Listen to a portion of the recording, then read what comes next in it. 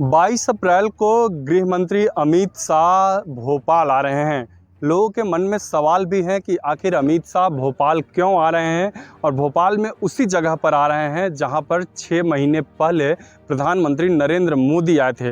यानी कि 22 अप्रैल को केंद्रीय गृह मंत्री अमित शाह भोपाल के जम्बूरी मैदान में होंगे।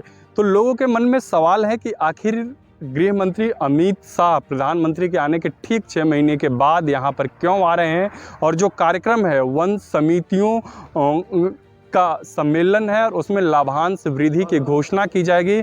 इसके साथ ही जो तेंदुपत्ता संग्राहक हैं उनकी राशि को उनके खाते में ट्रांसफ़र किया जाएगा। हमारे पीछे जो आप कटआउट्स देख रहे हैं, इस कटआउट में करीब 5 लोगों की तस्वीर है और मैदान के चारों तरफ आपको 5 ऐसे बड़े बड़े कटआउट्स दिखेंगे। पहले नंबर पर कटआउट्स में प्रधानमंत्री नरेंद्र मोदी की तस्वीर है, उसके बाद केंद्रीय गृह मंत्री अमित शाह की है, तीसरे नंबर पर सीएम शिवराज सिंह चौहान है, चौथे नंबर पर वन मंत्री एमपी के विजय शाह हैं और उसके बाद जो तस्वीर जो कटआउट्स में है वो मध्य प्रदेश सरकार के मंत्री अरविंद सिंह भदौरिया की तस्वीर है।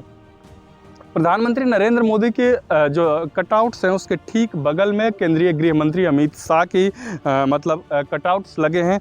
तो हम आपको इसका मतलब समझाते हैं कि आखिर क्यों केंद्रीय गृह मंत्री अमित शाह भोपाल आ रहे हैं और भोपाल में आदिवासियों के सम्मेलन में आ रहे हैं। मतलब आदिवासी वोटर मध्य प्रदेश के लिए एक महत्वपूर्ण फैक्टर हैं और इनका रुख जिसकी तरफ होता है वही मध्य प्रदेश पर शासन करता है और उसकी सत्ता होती है।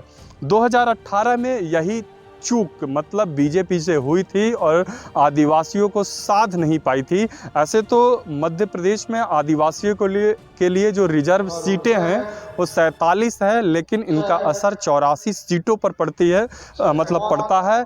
और 84 मतलब जो 47 रिजर्व सीटें हैं 2018 के विधानसभा चुनाव के परिणाम जब आए थे तब उन 47 में से 16 सीटें ही बीजेपी जीत पाई थी और 30 सीटों पर कांग्रेस को जीत मिली थी और यहीं से पूरा खेल पलट गया था और बीजेपी सत्ता से बाहर हो गई थी।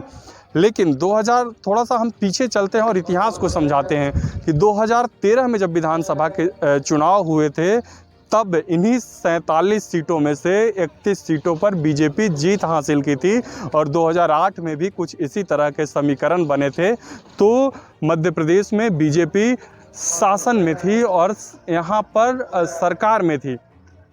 लेकिन जैसे ही 2018 में समीकरण बदले और आदिवासी वोटर बीजेपी से छिटकते हैं और बीजेपी सत्ता से बेदखल हो जाती है, तो कुल मिलाकर जो जोर है मध्य प्रदेश में आदिवासियों की जो आबादी है 2 करोड़ के करीब है, उन्हीं आदिवासी वोटरों को बीजेपी साधने की कोशिश में लगी हुई है। और सिर्फ 1 साल में आदिवासी नेताओं को साधने के लिए और आदिवासी वोटरों को साधने के लिए बीजेपी ने 3 बड़े कार्यक्रम किए हैं और इन तीनों बड़े कार्यक्रमों में प्रधानमंत्री नरेंद्र मोदी से लेकर जो बाकी के जो बड़े केंद्रीय मंत्री हैं वो आते रहे हैं।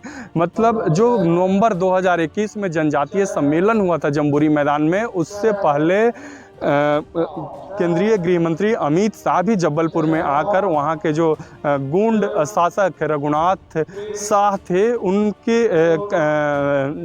एक कार्यक्रम में वहाँ पर पहुँचे थे और उनको याद किया था और पूरी तरीके से जो आदिवासी वोटर हैं उनको लुभाने की कोशिश की जा रही है। जब जनजातीय सम्मेलन में प्रधानमंत्री नरेंद्र मोदी आए थे तो गूंड रानी कमलापति के नाम पर हबीबगंज रेलवे स्टेशन का नाम कर दिया गया था और प्रधानमंत्री मोदी ने कई बड़ी घोषणाएं भी की थी। कल जब अमित शाह आ रहे हैं तो लोगों की उम्मीदें हैं कि वो भी कई महत्वपूर्ण घोषणाएं करेंगे। इसके साथ ही आदिवासियों को लुभाने के लिए और भी कई घोषणाएं शिवराज सरकार की तरफ से की जा सकती है, क्योंकि हाल के दिनों में जिस तरीके से आदिवासी कार्यक्रमों में सरकार और संगठन के स्तर पर बढ़ चढ़कर हिस्सा लिया गया, उससे साफ संकेत है कि मिशन 2023 में कोई चूक न हो जाए और आदिवासी वोटर बीजेपी से छिटके नहीं, इसकी पूरी तैयारी की जा रही है। क्योंकि इन वोटरों का एक अहम रोल है चुनावों में, तो उसी की तैयारी भोपाल के जम्बूरी मैदान से शुरू की गई है और एक तरीके से बिगुल भी फूकेंगे केंद्रीय गृह मंत्री अमित शाह और कार्यकर्ताओं को एकजुट भी करेंगे। यहाँ से वह बीजेपी ऑफिस भी जाएंगे, वहाँ पर भी 2023 को लेकर अपने कार्यकर्ताओं और नेताओं को मंत्र देंगे और उनसे बात करेंगे।